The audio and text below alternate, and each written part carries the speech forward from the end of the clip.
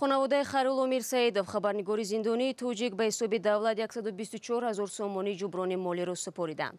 اکنون آنها امیدوارند که میرسیدov به زودی آزاد می شود. با گفته پیوندان این روزنامه‌نگار و رهبری کوین تاجیکستان، مبلغ زیان با ارزش آزادی پسرشان قابل مقایسه نیست. خیرالله میرسیدov را هفته گذشته دادگاه خوجند به ساختکاری سندها، پخش معلومات بر دروغ و از خود کردن پول دولت به 12 سال زندان محکوم کرد. میرسیدov ماه دکبر سال گذشته بعد آن دستگیر شد که در یک اظهارات ادعا نمود مقامدار برای قبول حسابات خراجات کوین از او $1000 رشوه طلب دارد. سازمان‌های عامی حقوق، سفارت‌های کشورهای غربی حکم دادگاه را انتقاد کردند. خبرنگاران میگویند عملکرد مقامات فشار به خبرنگاران و کوشش برای محدود ساختن آزادی بیان در تاجیکستان است. وکیلان دفاع گفتند که از حکم دادگاه خوجند به زینه بالایی شکایت میبرند و سعی خواهند کرد که زینه بالایی قراری عادلانه صادر نماید.